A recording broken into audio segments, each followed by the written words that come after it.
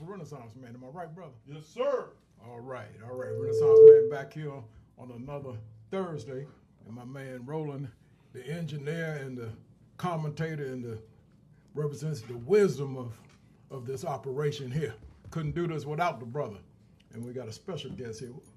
Introduce yourself there, brother. We're going to have some input from you, man.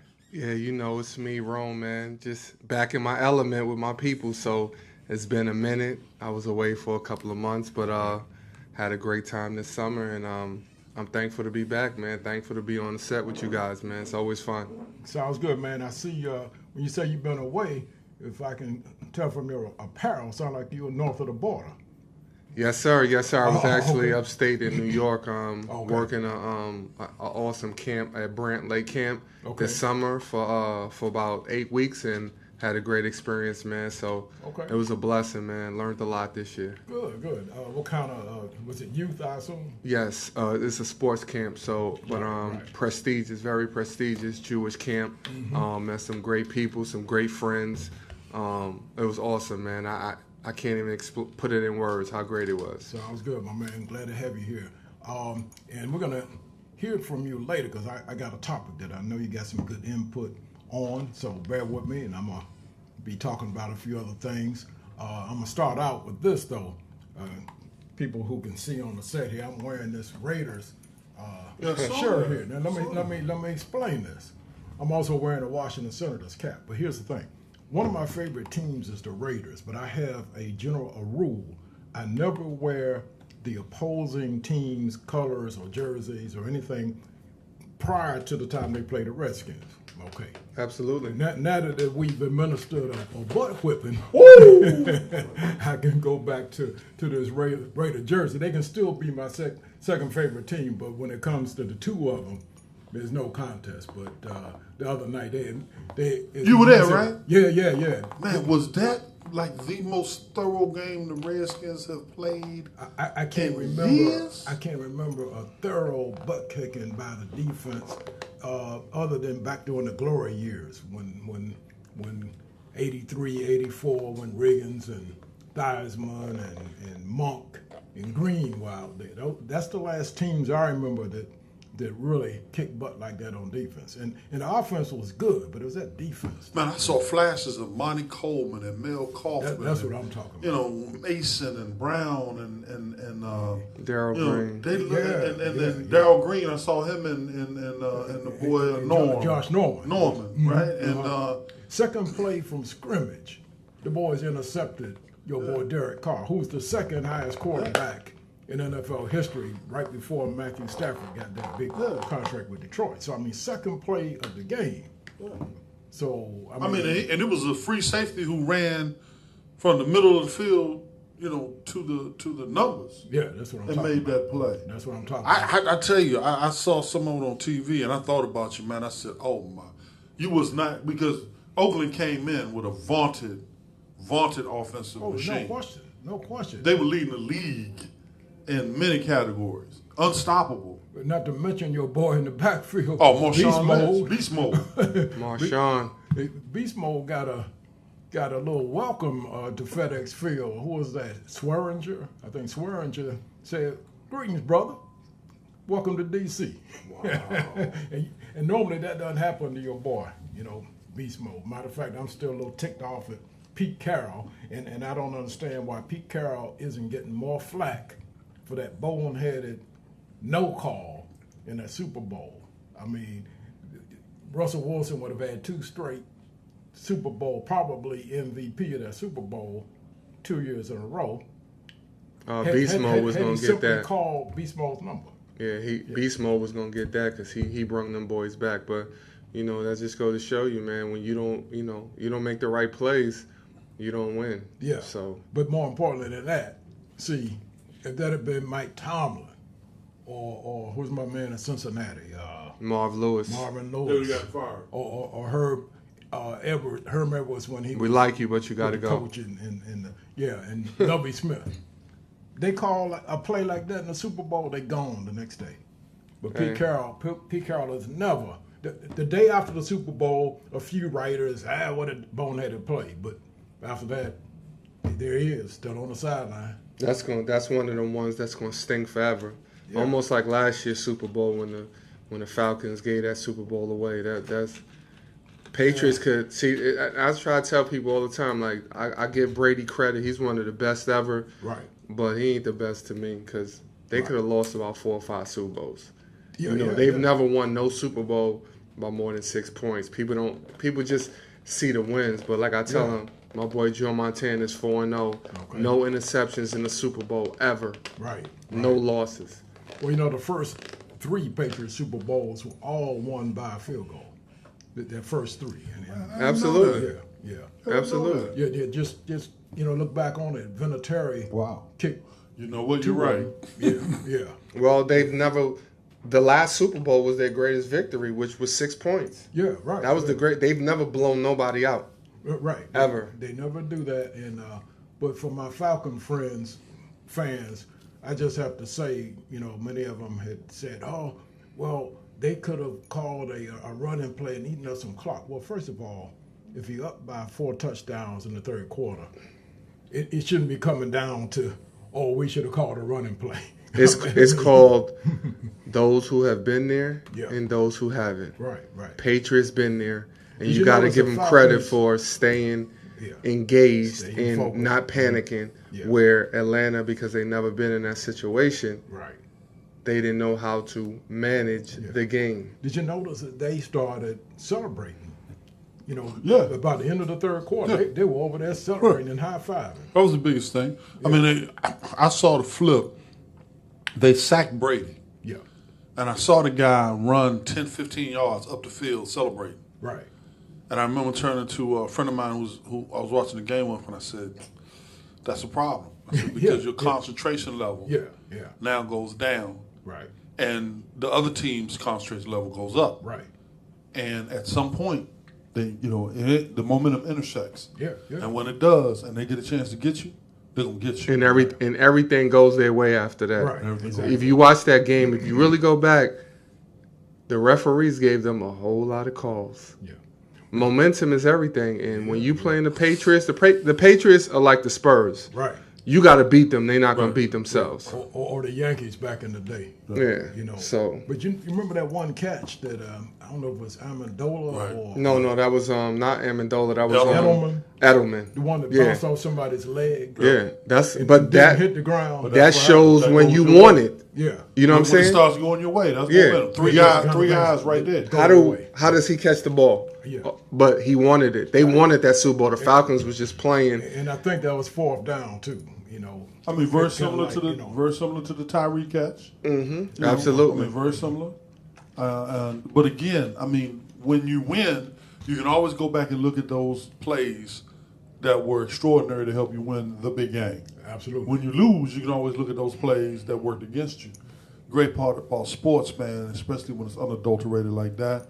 Man, it's a beautiful thing to watch, man. Oh man, and if you know your sports, you know your football, you know your baseball, it's like art. It's like artwork, you know. Yeah, some people just watch the game and their IQ is so low. They don't have a clue. They just fans. And then you have people that are fans that are really engaged, that play the game or really study the game and know it and understand what it is. Student of the game. You know. One of the two guys on NFL Network, I can't Slide your remember mic his up name. towards your mouth a little bit. Yeah. The NFL Network, one of the hosts wrote a book called "Take Your Eye Off the Ball." It's in bookstores, and what it talks about is, like Ron was saying, the average fan is looking at the whole game, looking at the play, concerned about the outcome. Take Your Eye Off the Ball talks about individual battles within the game that you need to pay attention to. Line play, safeties are reading the quarterback's eyes, secondary shifting to cover the flat. The subtle things. Don't watch the ball so much. See whether the safety's cheating up a little bit. If the safety cheating up a little bit, it's probably going to be a blitz.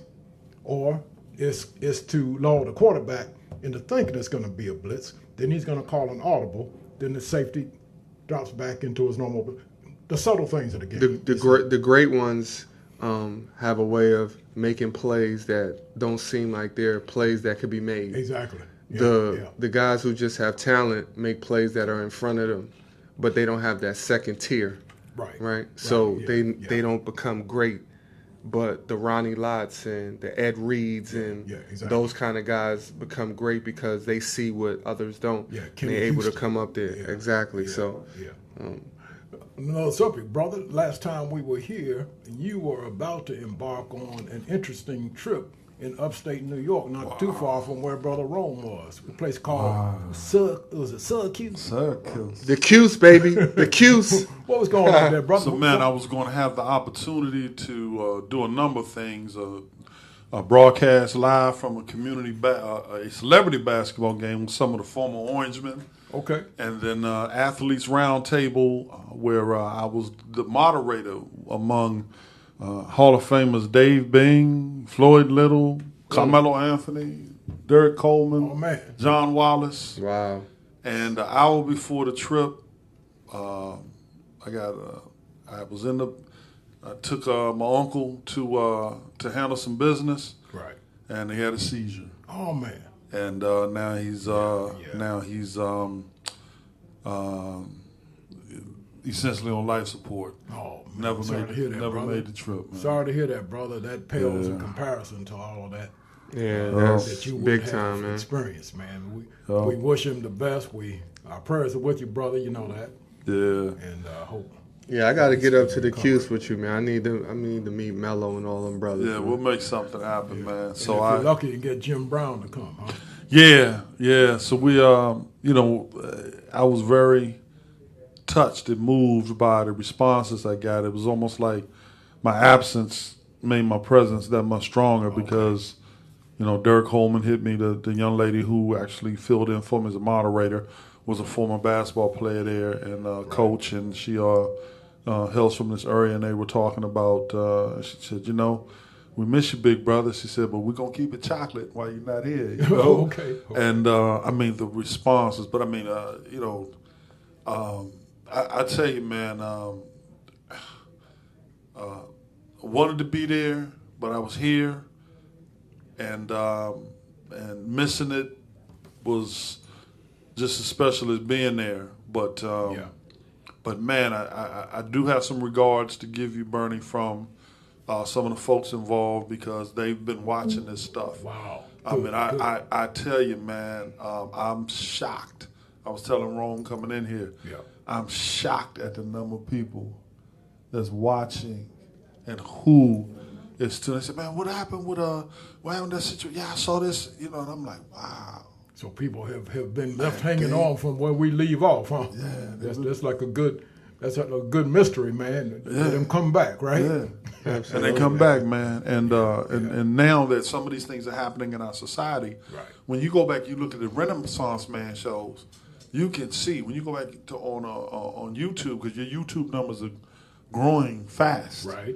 When people go back and look at it on YouTube, they see the relevance of what you were saying and what we were talking about a year ago. You get what I'm saying? Absolutely. Now it started to kind of. Now I'm sitting there drawing the parallels with the hurricanes and the civil wars, and things that you talked about the hurricanes before this whole thing just happened. Yeah, absolutely. We talked about Jack them. Johnson, and in fact, that was probably the week before. And I knew nothing about a hurricane coming. I just knew that was the time that hurricane hit Galveston, and Brother Jack Johnson was instrumental in all that. Then next thing you know, boom, here comes some hurricanes. Boom. Hit Houston, right? Prophecy. Right there. Yeah. So you go back, that stuff is, I tell you, man, what a blessing. Not even, at first it was me. I was like, I said, Lord, thank you for the blessing of being a part of what we're doing here. Right. I said, and then as other people respond, I said, wow. And then having to deal with making some of my final goodbyes to one of my best friends, my Uncle Robert, presuming that that's the way it's going, and how important this was for him to invest in me so we could do this. And he was a big fan of all of this. And so, man, we've touched a lot of folks, man. And I was telling Rome outside, I said, Rome, whatever, man. Don't let me stop, man. Let's keep going. Yeah. Absolutely, brother. Let's keep. And then I got the pictures from you, and you was on your way, and I was like, keep rocking. Man, it's Christmas every day. I hear you, brother. Man, can't beat it. And for our Jewish friends, it's Rosh Hashanah every day.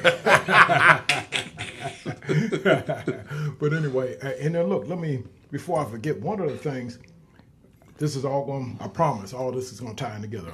Sometimes Renaissance Man looks like he all over the place, but I will bring it back.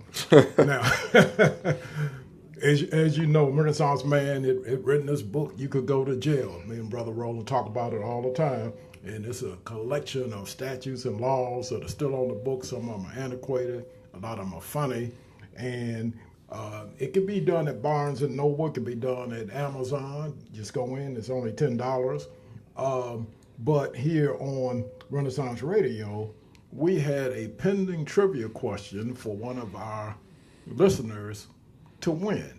And I'm going to consider Rome a listener for this purpose. Okay. Now, we're going to give an opportunity for people to call in. But remember, Roland, last time the question was, when was the last time the Philadelphia Eagles won an NFL championship? Now, we qualified that by saying they've never won a Super Bowl.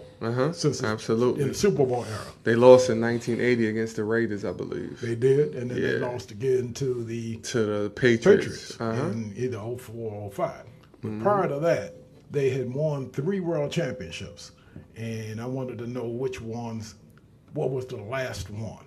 Now, the callers, all my beloved listeners, 240-455-5934. Call in, and I'm going to give y'all a chance to win Renaissance Man's book. If no one has won by the end of the show, I'm going to give Rome an opportunity to answer the question. And Wow. some tells me Rome might know. Now don't say one way or other yet, brother. But Okay. Rome might know. But I'm going to give him an opportunity to fill it in if if none of our callers do. So the question of the day to win Renaissance Man's book, You Could Go to Jail, is what was the last year the Philadelphia Eagles won an NFL championship? Not a Super Bowl, but an NFL championship. They gotta be real historians to know that one. Yeah, they won 3 of them before the Super Bowl era, but they have fallen short since then. There's another team like that too, brother. I will ask that question later, but it's one of my favorite teams, the Detroit Lions. They've been rebuilding since 1957. Yeah. Except this year, the Lions are funny. They keep getting robbed. Was it last year or year before they got robbed on a Calvin Johnson catch that won the catch? It's them, man. Yeah. It's that culture, man. Okay, That's all it is. So like you were saying before, sometimes you're playing well, but if your culture is such a way, the breaks go against you. Absolutely. Whereas When you build a winning culture, you win. When Yeah, you build a losing culture, you lose. yeah. Period. Yeah. So my relatives in Detroit, I love them all, my cousins, but they've been suffering for the last 60 years. They probably the one team in the NFL that lost 2 of the best players at their positions at the height of their career, who And they just lost walked them away from the game. And lost them. Barry like you said, they Sanders and walked away Calvin from the Johnson game. just walked away from the Right. game. How does that happen? Yeah. That's a culture within. Yeah, you just don't see any upside to staying there. That's what Barry Sanders. I'm gonna tell you about Barry Sanders. I used to see him play against the Redskins, and I can think of one other running back in history that probably had the moves Barry had, and they went to college in the same geographical region. Yeah, buddy. I know what you're talking about. All right. You know I know what you're talking about. But let's put it this way: he in the hurricane, but he's the next strongest storm after a hurricane, a gale. Okay, am I right, brother? In Yes. an Yes, orbital comet, baby. That's right. The Kansas Comet. Yes, sir. Man. Gail Sayers and Gale Barry Sayers, Sanders. I've never seen people run full speed and cut 90 degrees without slowing down. I mean, just you talking about people with jockey straps laying all over the field. Man, Gail Sayers was poetry in motion, man. Man, yeah. Just incredible. Yes, sir. Well, look, Renaissance Man is going to take a brief break right now, brother. Pipe up some music. I'm going to talk about a little black history. Right. Then, after that, I'm going to get back into some of the events going on today and how that ties in with the National Football League. My man, Jerome, Rome, as we call it. All right, let's get it. To do it. So, Renaissance Man will be right back. Yes, sir.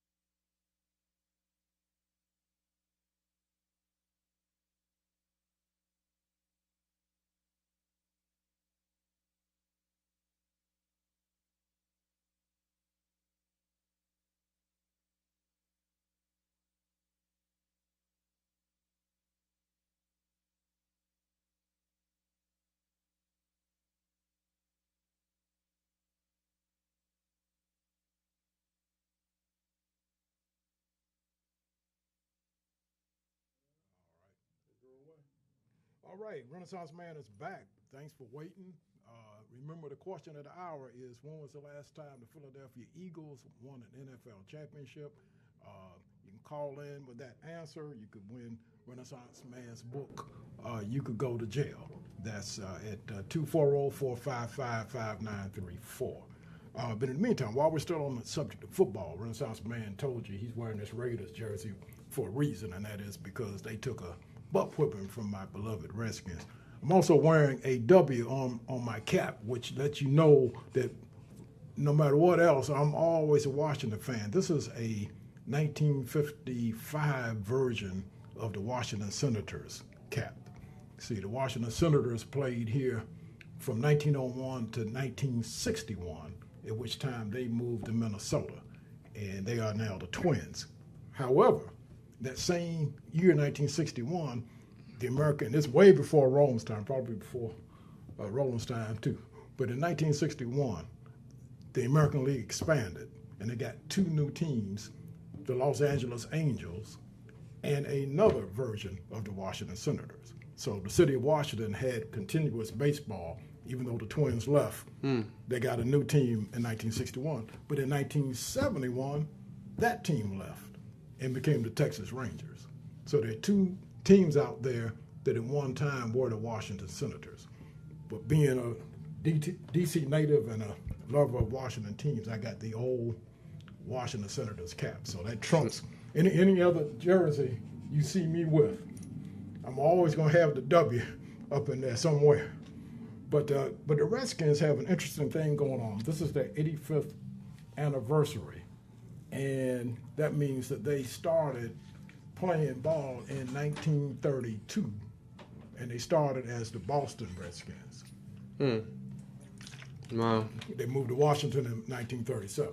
And they got this contest going on now where they want fans to call in, text in, send photographs and videos of their favorite Redskin moments. And one of the highlights I had was an opportunity to play flag football in a charity game out in Annapolis, and that's Navy Marine Corps Stadium where Navy plays. And so I got a chance to play safety in a flag football game. And in that picture, that's me in the background on the far right, breaking down, reading Brother Doug Williams' eyes, as they teach safeties to do. And the moderator, if you would, is Joe Theismann, standing there right in the middle in the red jersey. He's counting the 1 Mississippi, 2 Mississippi, and all that good stuff. And there's Doug rearing back to throw the ball. Now, if you can get to the next frame, brother. Yeah, you'll get to it in a minute. That's one of those before and after shots where... Before and after, I like that. Yeah. So Doug is winding up to throw, just like he did 4 times in the second quarter of that Super Bowl 22. But instead of finding Ricky Sanders twice and Clint Didier and Gary Clark, he found a receiver that was being covered step for step by the Renaissance Man. Renaissance Man was big time, huh? That was my finest moment. You was doing your Lester Hayes impersonation, yes, huh? sir.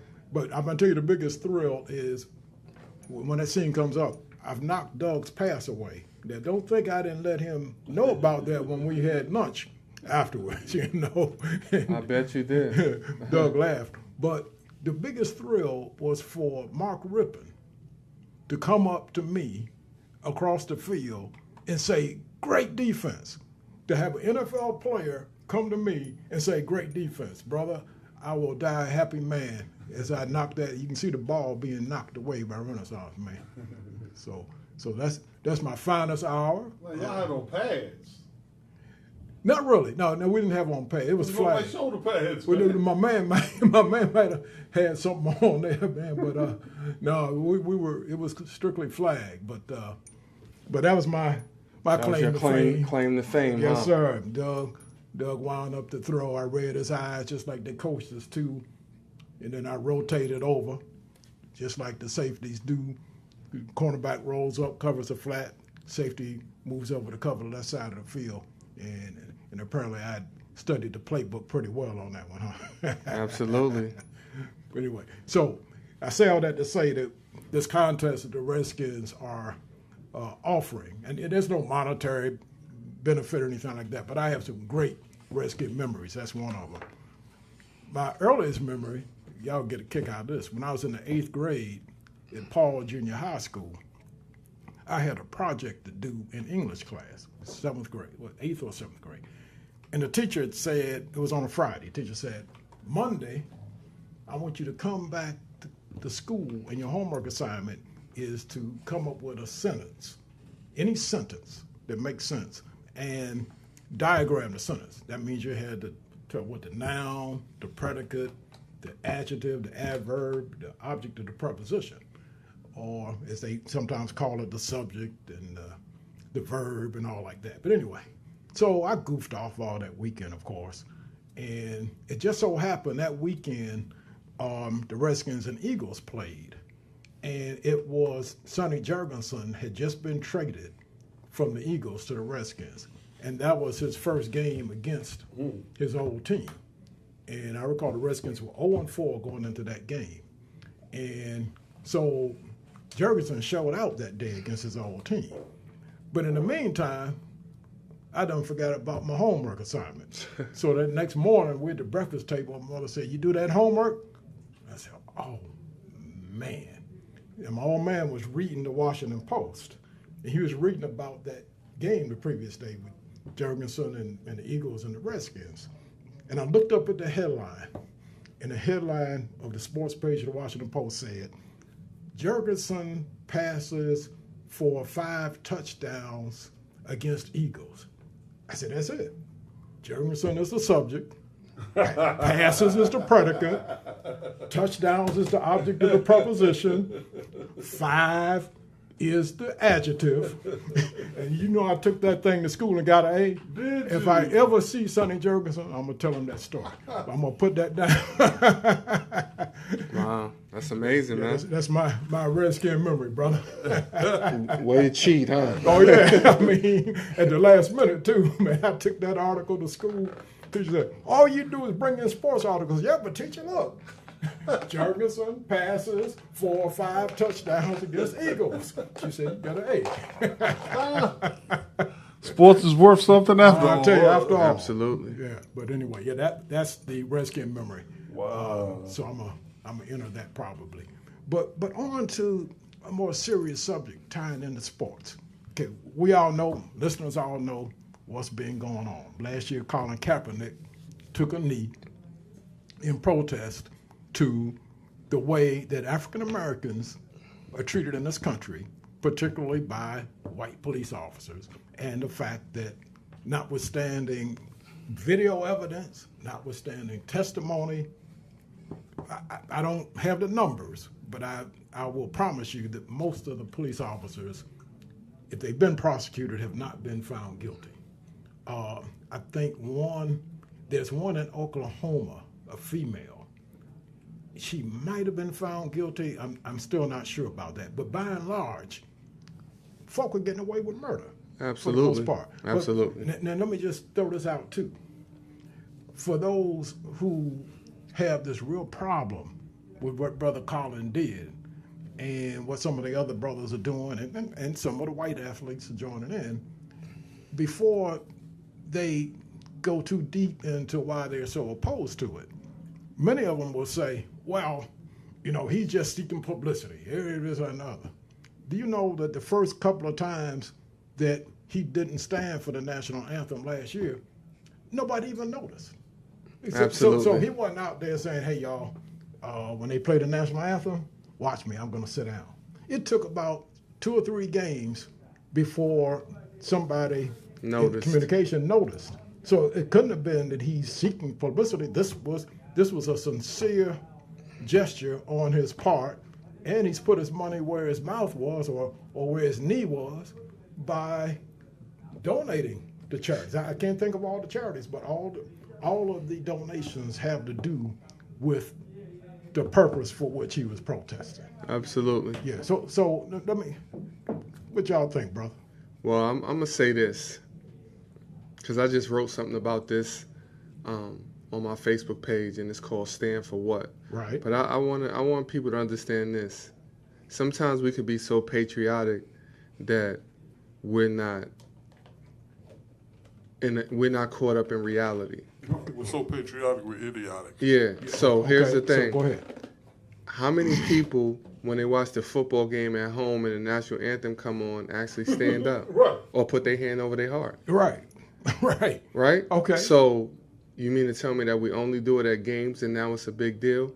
But Yeah. what people don't understand is that when he first came out Yeah. and he specifically said, this is not in disrespect of the men and women of service. Right. He said that. He said that first and foremost. Right. I'm doing it for the injustice of blacks in this country that's being mistreated in this form or fashion. Right. So what they've done is they've masqueraded the real issue Right. and created an issue that should never have even come Right. to surface. Exactly. So let's focus on what's happening versus what you think is happening or what's not Right. happening at all. Right. Don't focus on the way that he chooses to protest. Focus on what he's protesting about. See, Yeah. I would like to have somebody sit down and I'm sure I wouldn't get a straight answer from this, but those who vehemently oppose that, I'd ask them, okay, are you suggesting that what Kaepernick is opposing is not occurring? I mean, are you saying that black men are not being randomly shot by police officers? And here's the thing. Here's the reality. And this is facts. This is not my opinion, yours, or Roland's, but this is the fact. And we could go back and research it, which Right. I've already done. Is that Right.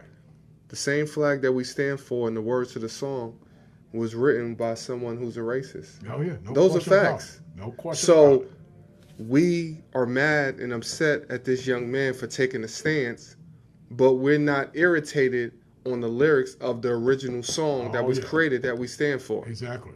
So what's the point? Right, right. You know? Renaissance Man did a show one time. We talked about this one particular stanza of the Star Spangled Banner, Absolutely. where Francis Scott Key is essentially taunting black people. Absolutely.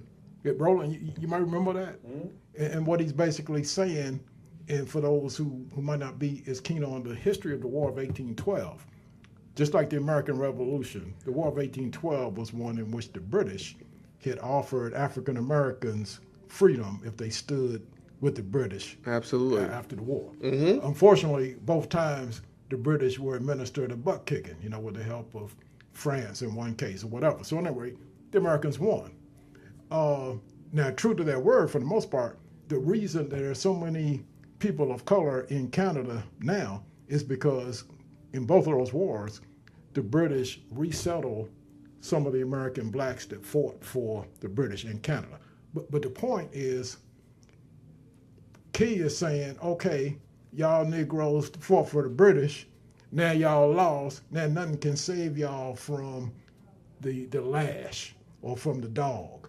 I mean, one of these times I'll pull up those lyrics again and we'll discuss it. But the point is, the song itself advocates oppression and Absolutely. racism. So and that's the thing, how do we even embrace something that has no significant value to us as people? Right. How do we embrace something that is going against another group of people, and then when someone opposes that and is not actually supporting that, Right. you're upset? And the average person who would be so vocal about opposing it probably has no idea of that history. But that's not the tragedy of it. The tragedy of it is that if you were to bring it to their attention, they still wouldn't change their stance. They don't want to know. Do you know how many pictures there has been, and how many times our president now has never even put his hand over his chest for the national anthem? Good point. Had Like, no just sense. stood there like as if it was just a song. But you want these guys who play a game Right.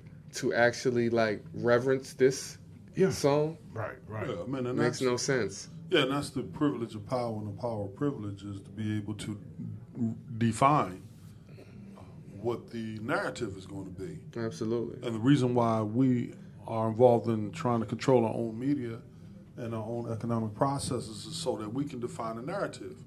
What Colin Kaepernick said right from the beginning was this is in response to the injustices that my people and many people all over this country suffer, Right. but most especially people of who are considered of African American descent. Right. All of the data that even has been published by the federal government supports what this man is saying. Right. Yes, sir. However, there are folks, both black and white, who want to decry the method, but not the message. Right. Right? Now, when Donald Trump turns around and calls them sons of bitches, Yeah. See. right? Then all of his propaganda people say, hey, disregard the method, listen to his message. But with Kaepernick, you want us to disregard the message and then focus on his method. You can't have it both ways. Right. Right. You used to have it both ways. You're not going to have it both ways anymore. Right. If the method is the problem, then let's educate each other about a different method. Look, this is what happened recently. Now you have a chance to figure out what you're going to do. Michael Bennett, and for what I understand, Michael Bennett and at least one other football player put together a 10-page dossier, essentially, to give to the NFL owners and some of the people that's involved with it to say, these are the things we need addressed in our society. Absolutely. These are the ways you can address them.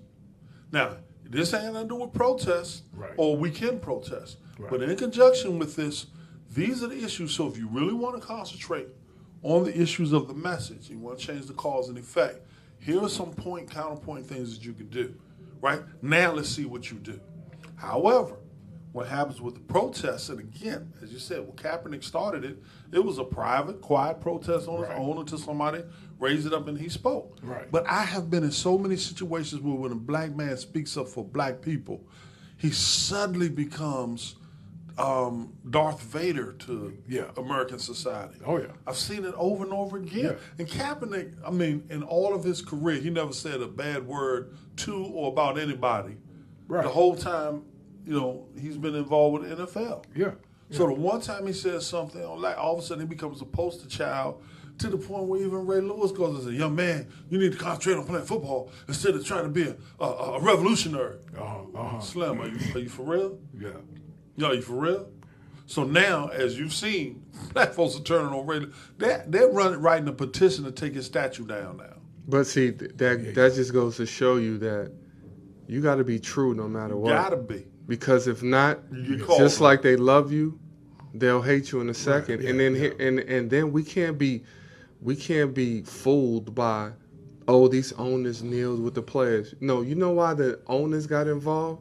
Because now they have power and they have money. And the one thing that they don't like is someone telling them what they should do. The reason why they did that So is the in own- response to Trump. Exactly. Telling them what they What they supposed should to do. exactly. It had nothing to do with us. It ain't got nothing to do with them supporting you because guess what? They would have been out there way before. So the only reason they're out there is because Yeah. Trump bashed them. So now Told them there's what a to do. problem Now Yeah. because there's a you don't problem. tell us what to do. We got money just like you got money. And what we're gonna do is lock arms with these Negroes and show you Yeah. that you ain't gonna tell us what to do. Right. Exactly. So in one sense, we're used then as a similar shield, So we'll get down on the ground with these Negroes rather than have you tell us. See, And that's a hell of a step for Exactly. for people of the Caucasian you know what persuasion. I'm saying? But that's part of when you go back and look at some previous shows that were done here.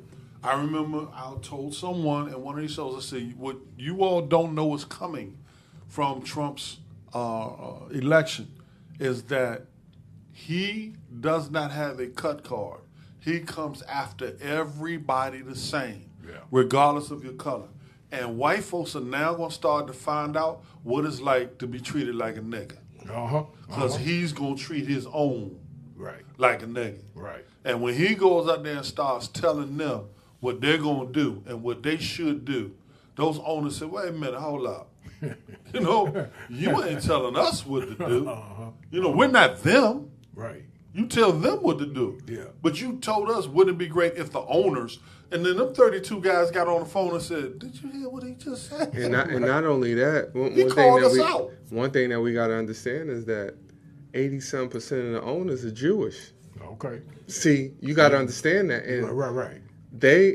one thing I love about the Jews, and I was at a Jewish camp, is that they stick together and they realize that what happened in the Holocaust is never going to happen again. Right. So they got all of the power. So you're not about to tell them what to do. Right. It's not going to happen. And that's even before you get to the fact. It's not going to happen. Yeah, that's even before you get to the fact that the NFL is a private employer anyway.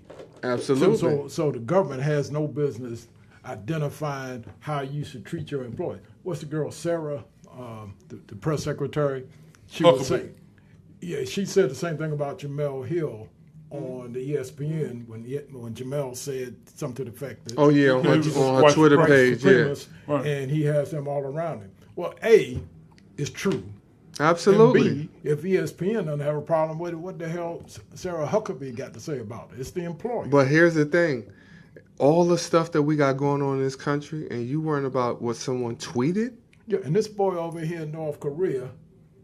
That's my problem. That's my issue. Yeah, that's my issue with this guy. Look. With all the stuff that's going on in this country and all the division, you worrying about a tweet? Look, Yeah. let me go on record. I am 100% behind that fool in North Korea. Okay. Let me go on record. Uh-huh. You know what changed my mind about that man? What's that?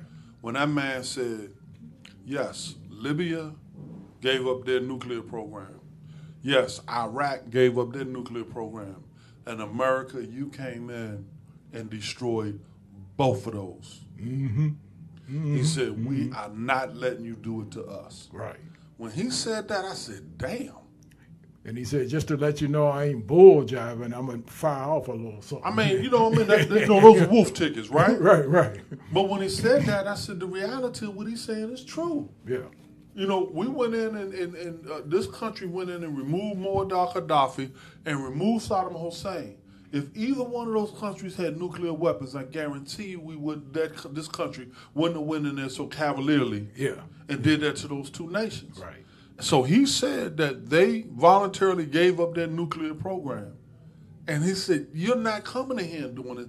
He said, if we give up our nuclear program, you are going to come in here and have me killed and removed. I know you are, because you already showed that dealing with these two countries. Exactly. And so I I mean, he might be a nutcase, he might be this or that, but when he said that, again, it goes back to, when you look at the real of it, he's right. Yeah. He's right. Look at how think about this, guys. We're the only country that got military in other countries. Yeah. But no one has military here. Right. Think about it. Right. We, being around the military for 20-some years, I got to see a lot. So some countries and some people just not going for it. I can't say that I'm like I'm just down with North Korea. Yeah. Because I'm American. But I understand because we're in the same kind of fight. Right. You know what I'm saying? So I understand Right. you're not going you're not going to bully us. Mm-hmm. Like if you come in here, it's going to be some problems because I've seen what you've done with these guys. Right. And I'm not going to let you do that to me. So you can come over here if you want to, but it's going to be some casualties along the way. So although I don't like it and I don't want no one to get hurt, but I understand. I totally understand. So what he's saying is, what's the alternative? He ain't going for it. I let go of my nuclear program and you come in and you destroy my country. Or I don't let it go and you come in and then you destroy my country, but I destroy a piece of yours. Right. And who are we to say what someone can have? Those are the only two options. Who are we to go in there and tell somebody you can't live like this? Right. Which is what we've done, which is what this country has done all over the world. Except European countries. You don't mess with them. What I need to know is we need them. whether there's any treaty. I'm not saying that to control it, and I don't know the answer to this. But is there any type of a treaty that North Korea signed on to that said they would not have nuclear weapons? Now, if there isn't, then we have no right. But some tells me that there may not be, because if there was, it would be more than us going in there saying, "Hey, you guys are violating the treaty." If it was And I haven't think heard about of it. that. If it was, and there was really a threat like that, you would have more people coming together saying, "Hey, this is what you guys got to do." But it just seemed like Yeah, it's I don't only see us that. that have a real big issue. Right. Which But when makes you me think that about there's- it, that's what our country does. We Yeah. bully everyone. Yeah, that makes me think that there is no international outcry about what he's doing. The fact that he has arms and nobody has. If he was he's that never dangerous, agreed- you would have more people. right? And like, listen. he's never agreed not to have them. You know, that's not. See, treaty law and what they call international common law are two different things. There's certain things internationally you don't have to have a treaty. You can't do genocide. You don't need to have Absolutely. a treaty to know that you can't do genocide. But to have nuclear weapons is not an automatic violation of international law unless there's a treaty. Some tells me there isn't. I don't know the answer. But I look at history, point. right? And I look at what Roland said about Gaddafi, and I look at Saddam Hussein. They told basically a lie and had the general public believe in it, and there was no weapons of mass destruction. Right. Just say you want to get bad at this dude and get rid of him. Right. Don't lie to the public. So with that being said, how can we believe anything now? Right. Exactly.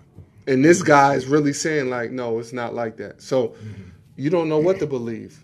You don't. But back to our original point, though, is that whatever the situation is, it's more important to pay attention to him than about what somebody tweets to you. You know, about Absolutely. somebody. You need to not worry standing about up. him because people's lives are at stake, not somebody tweeting about you. I mean, if we leave out of here, we go across the street and somebody says something derogatory about us, we'll look at each other and we'll say, what's wrong with them? Right. And we'll go get in our car and we'll go Absolutely. about our business. Right. You're president of the United States, and there are 1 billion tweets a day. Uh-huh. You ain't got time for that, man. Yeah, man. Yeah. You know what I mean? Listen, you understand what I'm saying? You don't have time for that. And If you're about your business, right, you in the game of football, Uh-huh. you know, and they're like, well, they're disrespecting the flag, you know, da-da-da. Look, that's not within your jurisdiction. You can't stop it. You can't do nothing about it. That's not the what happens on the NFL field is not the jurisdiction of the President of the United States of America. Absolutely not. And here's another point, too. So who even says that you have to have a national anthem before a sports event anyway? Because there's nothing about a sports event that has anything to do with the American flag. So I'm just in the fact that that even takes place. You know, there's no reason, since there's no reason for it to be there in the first place, then what's the problem with somebody not wanting to stand up My for it? thing also is that if the flag itself represent what it really represents, when are we going to look at that flag and say we got to make changes? Absolutely.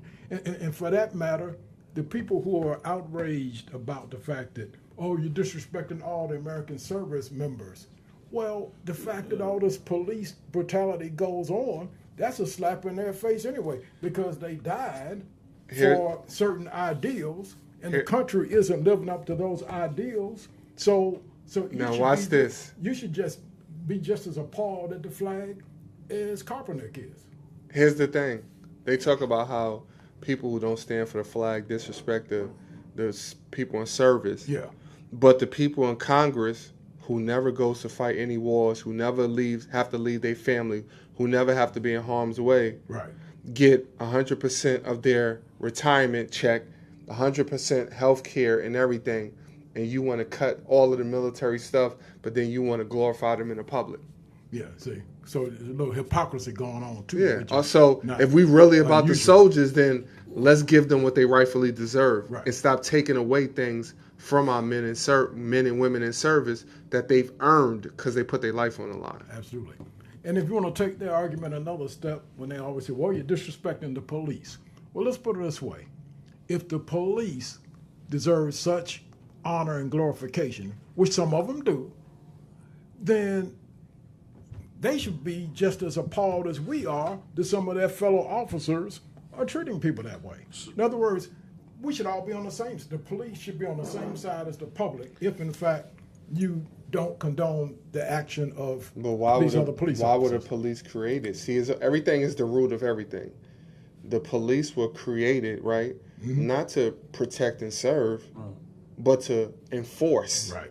Right. So it's no different nowadays that if you do something wrong, and me and Roland see you do something wrong, you our buddy, we're gonna be like, hey man, that wasn't cool. Yeah. But with the police officers, it's like, hey, this is what we're supposed to be doing anyway. Yeah. So Yeah. I'm gonna look the other way. You know, and the other, in addition to that, I am past the point, and I encourage other people to be past the point of arguing about whether or not we're disrespecting the flag by protesting. That's not the issue. Right. Whether we're disrespecting the flag. Okay, you know what? Yes, we are. Okay. Yes, we're disrespecting the flag. Yes, we're disrespecting the military. Yes, we're disrespecting the police. Now ask us why we're doing it. You're right. So the hell with all that, because when we get into this debate and this argument about whether it's disrespectful or whether it's not, it then throws us off our game. Exactly. Because now what we, Absolutely. instead of being able to push forward in what we need to do, we're trying to defend our position against some subjective, arbitrary thinking. Okay, we're disrespecting it? Yes, we are. Now, ask us why. Yeah. Why? Yeah. Because you're murdering us. Right. You redlining us because you've been, what do you call it, suppressing us. Right. And we have all the data to prove it. So that's why we're disrespecting you. Now, here's the other option. We can go take up arms, and then we can go ahead and start blasting you. Which would you prefer? Right. I mean, so bottom line is we're not going to take this anymore. So we're going to disrespect you back for treating us like this. Now, if that's a problem for you, then I tell you what, let's go on out. Let's go in the backyard like men do, and let's have it out. Right. But you're not going to continue to do this. And if you feel I'm disrespecting you, because and again, you know, perfect example. I remember this Caucasian female came at me like a rabid dog at the job. Rabid, I mean, just kept, and everybody knew it. All administrators knew that she was singling me out and picking on me and trying to destroy me. So finally, when I called into the meeting with the vice principal, I said, enough of that. I said, from now on, when you smack me, I'm gonna smack you back. Right. From now on, when you do this to me, I'm gonna do this back. First thing he says was, you're threatening her. How is it that I'm threatening her? Right. I just said that whatever she do to me, because she's continuing to do it, Right. y'all doing nothing about it. Right. There's no reprimand of her. So now I have to take matters in my own hands. So if she continues to do it to me, I'm going to do back to her what she's doing to me. Right. Now all of a sudden I just threatened her. Yeah, that's a threat in their eyes. Huh? Yeah, I mean I just threatened her. I think it's almost it's one of those things where they're still thinking that it's the 50s and the 60s, but it's 2017. Like, we're not going for the things that our ancestors went for. They had to because they were powerless. Because the laws We have were power such now. that the laws were Absolutely. such that they couldn't do nothing about it. Yeah. And as I've said to you before, I keep hearing folks say, well, Martin Luther King never disrespected the flag. He protested the right way. I said, really? So if he protested the right way, let me explain to you what happened to Martin Luther King. He had hoses put. He had hoses. He had hoses put on him. He had dogs sicked on him. Right. Stab with some scissors. He was stabbed within an inch of his heart. He went to jail dozens of times, and the last thing had his house bombed, Right. and then half his face blown He got off. his face blown But off. yet he protested the right way. I said, now Peacefully. right, peacefully protested the right way. Right. Now, at what point do black folks stop being stupid enough, gullible enough, and ignorant enough to even listen to people tell us about how we're supposed to respond to things, when folks have shown you, this nation has shown you, that anything you do that it does not like is going to come at you with its full power. fury. This thing going on in college sports where they arrested them brothers yesterday. You heard about it? Shame. Did tell me some Shame. details on that. Talk a to me shame. about that. It's a shame. So, question for you, brother. You've heard of coaches giving players money before, right? Oh, that's nothing new. Right. Yeah. So when the NCAA finds out, what do they usually do with the coaches? They put the team on probation Right. and fire the coach, right? Yeah. since when did the FBI get involved? Yeah, where'd that come from? So the FBI goes and arrests almost a dozen black people.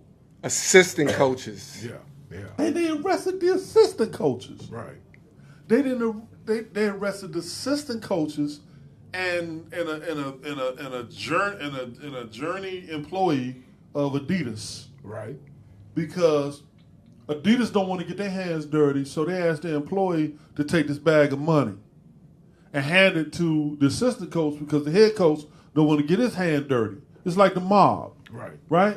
It's racketeering, and the Godfather never gets his hands dirty. right, right. So the only ones who exchanged money was the third tier employee at Adidas, the assistant coach who's making probably $100,000 himself a year, walked the money over to the recruit, so the recruit was signed with the college, so the coach could have the recruit. In between, they have an agent who brokered the deal, and then the coach, when the player gets ready to go pro, sees to it that that player signs with that agent. Right. So that agent then gives him the shoe deal, and then the coach gets another kickback from the shoe deal. Right. Patino got fired. These brothers got arrested by the FBI. You see, 4 at least, on cover of USA Today, 4 black assistant coaches. Are you freaking kidding? I've never seen that before. Never seen. So 2 things happened. Once they started digging in and finding out that these brothers were now participating and getting their cut, and they found out that these brothers done figured this game out, and they're not just, go do this. They're actually now making moves within that sphere, right, like Mr. Charlie was. FBI comes in. Yeah. And Todd Bozeman, I don't know if you remember that name. Yep, Todd Bozeman. He used to be at Washington, University of at Washington. California. He was at Cal. He was at Cal. Yeah. When they knocked off Todd Krzyzewski. Bozeman. He used to be. I think he was the coach when Jason Kidd. and them Jason was Kidd. there. Right. You Absolutely. remember, Jason Kidd was at Cal, right, and they had a coach. They fired him during the season. Todd took over, and then they beat Duke in the NCAA, right? right, Well, when Todd gave this player $30,000 cash, when Todd talked about it to us, he said, "Look, I wanted to compete with Krzyzewski, Boeheim, Conaseca, and these other guys. And the only way I was going to do that was to pay for these players, right. like they do." He said, it was simple. Absolutely. Yeah. Well, that's what Sammy Sosa and Mark McGuire and Barry Bonds did. They said, now look, now McGuire's doing it. I want that home run record too. You know what I'm saying? And all the glory and money that go with it. right. So And of course, we can't do what they do because the punishment is hard on us. Absolutely. But the fact is that when the FBI decides, they're telling you that they will go, that the system is telling you that it will Do not- whatever. right, It will do whatever They will use- to make an example. by any means Yeah, necessary. The They're going to FBI. stop you from ever benefiting from the very thing that white folks benefit from in the same situation. Yeah. That's what they're telling you. Which is all ties in with that whole American flag protest and what I mean. It goes beyond the police brutality. It just Absolutely. goes beyond. It goes to the treatment that African Americans have had ever since 1619 when that boat In that boat. arrived in Jamestown with 20 brothers on it. Yep. You know, it and ain't changed since. the thing is it that, never will. and the thing is, what they don't understand is that we don't want to be treated special. We just want to be treated evenly. Yeah. Yeah. Just give us a fair shake like everybody else. And what we don't understand is they're trying to tell you that ain't gonna happen. Yeah, we need absolutely. to understand that You thing. know what I'm don't saying? Yeah, Now, so- at the point at which you recognize, it's like North Korea. At the point at which you recognize, wait a minute, as soon as they give up my nuclear arms, they're gonna come in here and take over my country. Because then As you ain't soon got as nothing we to stop them. recognize that there's going to be no fairness and equity in this thing, then it changes how we operate. Then we stop giving Macy all our money. Yeah. You know what I'm Absolutely. saying? Then the reason why the Jews won't let the Holocaust happen again, there's only one reason. There's only one way that the Jews can stop the Holocaust from happening again. There's only one way. You know what that is? 90 cents of every dollar that they make sure it doesn't go to the people that put them in the position in the first place. Exactly. You know, they make sure. Us, 99 cents of every dollar we make go to the people who put us in this situation in the first place.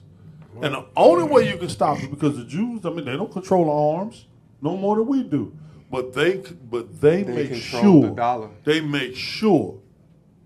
Remember the movie Harlem Nights? Yes, sir. I Right? remember. Yeah. Right? There was no even field. There was no even playing field until they walked over there and gave DeWitt Clinton $40,000 cash. When they gave that, I think that was the character's name. But DeWitt Clinton, I believe it was. When the brothers walked in and gave him $40,000 cash, and then they went to court after that, and Dewey Clinton, James Dewey, whatever his name was. And they went to court after that, and the boy started popping off at the mouth, and he said, "Sit down." He said that to the white guy. He said, "Sit down. I'm ruling in their favor," and that's the end of the story. Right. Because them jokers walked in with $40,000 cash and put it on the table, and that was the end of it. So, because the Jews will do the same thing, they will make sure that they buy the person that represents their interests, so that stuff will never happen again. Absolutely. And until we do that, it ain't gonna be fair. And the thing is also is that they understand the power of economic empowerment, where we don't. So the age-old problem. We make sure that it's not relevant or it's not important because we focus on everything else, and we lose every single day. It's not. I always tell my friends, it's not about the money. Is what you can do with the money to find yourself in a better position. Right. And until we understand that and stop getting focused on Jordans and all of these shows and start thinking and using the greatest asset that we have, which is our mind and time, right, we won't get to where we need to be. Absolutely. Good feedback, brothers. We're going to move on a little bit here, and we're going to come back to this topic. Something tells me on several shows going forward, we're going to be talking about this, and Rome, you're always invited to come back and join us, bro. Oh, yeah, definitely. I appreciate it, man. You know I'll be back. Yes, sir. Well, now I'm going to close out by one tidbit of black history and just to ensure that we all understand that this country has been made the way it has been with the contribution of all races and ethnic backgrounds of people, not least of which ours. So when we talk about that flag, we've shed enough blood for that flag that we have a right to do what we want to with the flag, if you really think about it. Now, the image up there now shows a reenactment. You know, Renaissance Man does Civil War reenactments. We do stuff that black troops did on the date that it happened, on 3 years ago, right about this time. So on September 29th, 1864. We reenacted, and that's me standing in the background and some of my other brothers emulating the exact same scene that black men would have done in camp during the Civil War. That's the Battle of New Market Heights. Now, New Market Heights was basically a big hillside right outside of Richmond. And Lerone Bennett talks about it in the book Before the Mayflower. If anybody ever gets a hold of that, Lerone Bennett does a great treatment of that battle. And that battle is probably not all that well known, you know, like if people are history buffs, Civil War buffs, you hear about Gettysburg, Antietam, and Shiloh. Those are the great battles. But New Market Heights was a battle in which 14 black men won the Medal of Honor all in one day. 37 men, Union soldiers, won the Medal of Honor that day. And it was a hillside outside of Richmond. And according to James McPherson, another Civil War historian, it says 13 Negro regiments fought at Chaffin's Farm. And that was another name they called for New Market Heights. A lot of Civil War battles, depending on who the historian was or who wrote it, the same battle might have a different name. So Chaffin's Farm, also known as New Market Heights. There were a total of 37 Congressional Medals of Honor awarded to the Union soldiers that fought in that battle. And I said 13 before, but it's actually 14. There were 13 regiments of black men, but 14 of those men won the Medal of Honor. And the way it occurred is this. They were asked to attack a hillside that was commandeered by the Confederates. And the Confederates had placed all kinds of obstacles in the way. There was swampland, there were fences. And so the first unit of the black troops that came up that hill that day all were what they call axemen, because the Confederates would put this, what they call abattis, which is like logs that were sharpened into pointed logs. You've probably seen those on old battlefields where the logs are pointing out. So the axemen had to cut through the wood to make openings for these men to charge up the field. And the Confederates had a sweeping view.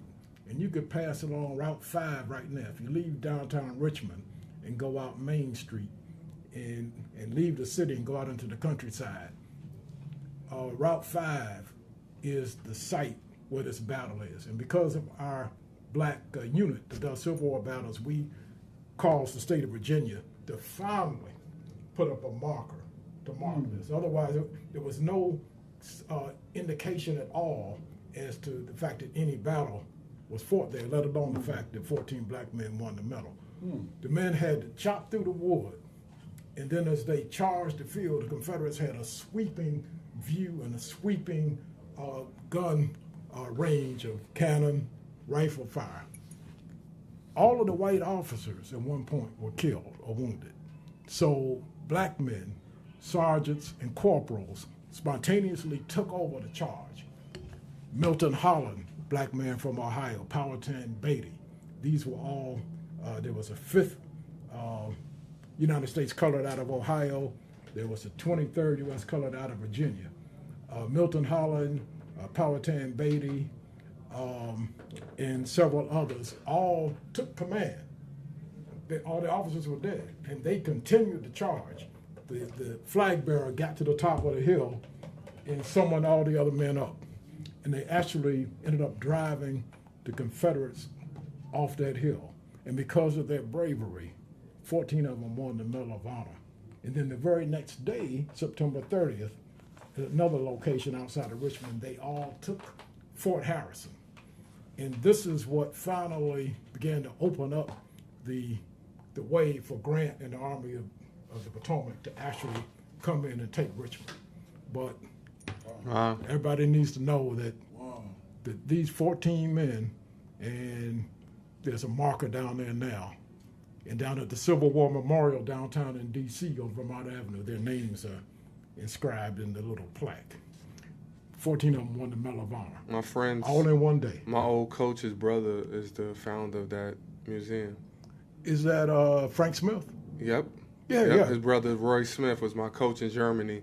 I went down there about a month ago. Yeah, when he was here visiting. Well, good. Yep. One of those times come down, I'll let you know when, because periodically we go down there and give presentations. Oh, okay. So, I watched the little film there and everything. Yeah. Frank was right the off founder. right off like 9.5 Street or something like 9th that. in Vermont. I think 10th runs in there. Vermont and 10th right in there.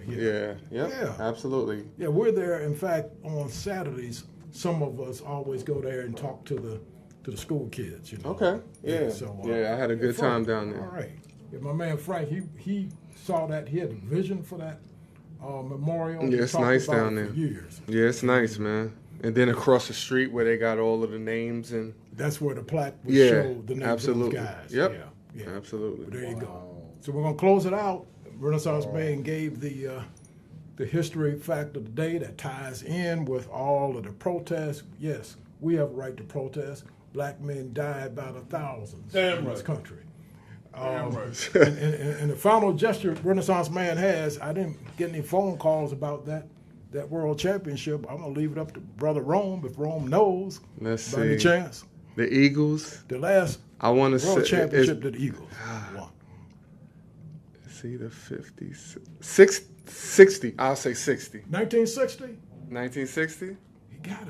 For real? Nah, got you it. playing? No. He used the process of elimination. I was thinking like 50 something. I said it gotta be 50 something or 60. It can't be past that. 1960, absolutely. 1960. Wow, the Eagles. The day after Christmas in 1960, the Eagles defeated the Packers at Franklin Field in Philadelphia. Wow, that's crazy. Man, who was on that team? The quarterback for the Eagles, Norvan Brocklin. he was the only one to ever win an NFL championship on two different teams still. Because in 1951, he won the championship with the Rams. And in 1960, Norm Van Brocklin. That's crazy because in 1980, they lost to the Raiders. I remember that King. 20 years later. Yep, Jim Plunkett and the boys. That 1960 crazy. team was Norm Van Brocklin, Chuck Bednarik. I was going to say Bill Berge, but it had to be before Berge. Before Berge. So it's But Bednarik. Bednarik is the one that almost ended Frank Gifford's career. Right, he was with that stiff arm, with that clothesline. Clothesline hit on No, Frank Gifford. he did end his career, almost killed him. But he did come back. Well, he did come back that I think next he year. came back, but he was never the same though. Right. Yeah. No, they So- thought he killed him. Yeah. So Tom Brookshire was on that team. Brookshire, the kicker, Yeah, and he used to be on NFL. the NFL analyst. Right. So Brookshire was on there. I don't know if Timmy Brown, black running back that was prominent in the '60s. I don't know if he had got there yet. But mind you, the Packers, that was just the beginning of that run that It they was had. just getting ready, Yeah. ready to build it. Absolutely. So your boy Lombardi had been there about a year at that point. Jim Taylor, Paul Hornung, Yep. Herb Adderley, D.C. native Willie Wood, Hall of Famer, on that Packer team. They were just on the cusp. Eagles got them that year, but for the next 7 seasons, and Packers were that's a Something to rough behold, bunch, wasn't boy. it? Yes, Willard sir. Davis. What's his name? The Jerry Kramer, the offensive lineman, Bart Starr, Jim Ringo, University of Dayton. Yeah. And but anyway, some great teams. Rome got it. Rome got Wow, a copy that- of You Could Go to Jail. That was a great guess. Well, 'cause see, I was about to say 50 something. that's I all just right. said But 60. that's why. See, when we, I knew it had to be somewhere around there because they ain't winning so long. right. You want a Well, book, bro? we deal with intelligent people. See, because you don't know an answer all the time. What you do, you put your brain power together. My man came up with it, man. That's how I passed the bar Deductive exam. reaning, right? That's what I'm talking that's how you about. pass the bar Oh, exam, man. through deductive reasoning, huh? For the answers I didn't know, what you do, you narrow it down. And you say, now look, I know this one is. You say it ain't that. And this one, I don't think it's this. These two are pretty close, but I say, I'm going to go with this one. So, I mean, he's got to use that brain power to Brother, what year did you pass the bar exam? pass 2 bar exams. I First thought was so. 1980, and then again in 1983, Ohio and Wow. D.C. Man, that's And awesome. I wouldn't take them bad boys again. If you, I do you retract still that. hold I the was gonna last? say, Amazing. if you pay me, well, it depends on how much money you pay. I see you would take them again if we paid you. right. Well, if we pay you enough. Yeah, bring me take enough. them. I sit for that boy again, but Do you still have your licenses in both states? I still do. Yes. Wow, man, I haven't done that's- Ohio in years, but DC's been my playground for the last. So you a 20. lawyer? Yes, sir. All this time, my man said, I man. might call you. I might need your help. Hey, as long as you don't need me for my main focus, which is criminal defense. So, Oh, nah. Don't call me I for hope that. I never call you for that. Well, you know what? I know a couple of college coaches that need to call you. Well, I was man. gonna say, man, I'll take their calls. Yeah, man. they definitely need Matter your of help. fact, because you probably could give a better argument than most people, because this kind of argument they need is going to be a social argument. You know, it's not going to be. It's For not real. going to be what's right or wrong. It's going to be, you know what, these brothers, Well, they come from poverty. Well, I'm gonna tell you something. I don't mean to laugh at that circumstance, man. I learned this in the practice of law a long time ago. If the law was on your side, you argue the facts. Right. If the facts are not on your side, you argue the law. If neither one are on your side, then you just appeal to the jury and come up with some old off the wall stuff. And then y'all just impressing this black man, or whatever you got to do. You know, we're going to Makes say that sense. again. If the law is on your side, It's not on your side. if the law is Not not on on your side, appeal to the. Argue the facts. Argue the facts. If the the facts- law is not on your side, argue the facts. Right. If the If facts are are not on on his your side, argue the law. If neither one of them on your side, come off the wall with something. Come up with something crazy. Appeal to the jury. Appeal to the jury, exactly. State your Judge, case. jury. Whatever it might be. You know what, though, Bernie? You know what you might have just done, man? What's that, brother? Bernie, you know what you might have just done? You might have just got me married or something. I'll tell you about I'm thinking about Rome. I'm thinking about if I had done that when I was married. if the law was on my side, I argue the facts. If the facts weren't on my side, I argue the law. Right. If neither were present, appeal to the judge and jury. I'm telling you, man. My next wife is going to be very happy because I'm going to hold on to that. You better hold on to it, I'm going to brother. say, baby, what's the facts? She's going to go. Then I said, well, the facts ain't on my side, so I'm going to appeal to the law. Right. I'm going to say, baby, what's the law? And she's going to say, this is the law. I said, well, the law ain't on my side, so I'm going to appeal to the facts. Well, you just made another good point. What's that? That rule is not confined to the courtroom It's either. not confined to the courtroom. That rule The applies courtroom, the across boardroom, and the board. bedroom, right? Right. I'm going to go out, Rome, I'm telling you, I'm going to go out here today and I'm going to stand in the middle of the street and let somebody accidentally almost hit me and I'm going to put it into practice. Right. I guarantee man. you, Wow. it will work. That is, you know what? I learn something every other day. All right, Amazing. Monday to learn. Yes, I sir. know I learned enough today. I can go to sleep, man. Hey, Happy go to man. sleep peaceful. Yes, sir. All right, So, Renaissance Bert, man I out need a of small here, favor bro. before you go. What's that, brother? He won your book. Yes. And I need you to cheer for a certain player for me in the NFL, man. This is the one time I want you to root not against the Redskins, but for a person. Okay. One of my surrogate sons is a wide receiver with the New Orleans Saints. Okay. His name is Brandon Coleman. Okay. He's a 6'5" wide receiver. I believe he's in his 4th year. He's got 2 touchdowns already this season, and we're hoping that he gets at least a few more. And if he does, and he's starting with him now, then next year is when he gets to negotiate his after post-rookie contract. And that's when he gets into the 7-figure contract. That's what we're talking about. And it'll be great guy, great family, student athlete as we wanted to build him. Just see a good guy win, but also have somebody that's close to us in a position that's influencing and moving those kind of dollars, and then being able to bring people like that to have these conversations and then figure out what kinds of things can we do to collaborate with people like that. See, people always know that millionaires hang out with millionaires and they don't listen to thousandaires anymore. Right. But when they're your family, now all of a sudden you can still have that conversation. Absolutely. And the main thing, man, is that if one grabs one and another grabs another, then all of a sudden, man, who knows? We can take over buy a whole neighborhood, take it over, and then rebuild it, man, which is what Tyoka Jackson, tried to do when he was in the NFL. In Southeast, he bought an apartment complex. And Did you say Tiger Jackson? Tyoka Jackson. I'm going to tell you about Tiger, and we'll me talk about about this. Tioga. Tiger appeared prominently with me in the movie Glory. Tioga was a Civil War reenactor when he first went to college at Penn State. He was in Glory, and he had to drop out because he was a football player. But there's a scene in Glory where somebody's cutting somebody's throat, and Tioga's hollering bloody murder, and that was his claim to fame. Wait a minute. My man We Tioga. talking about the same guy? Yeah, big This guy guy played for the St. Louis Rams, right? Are we talking about him? Ball player? But he's like my age.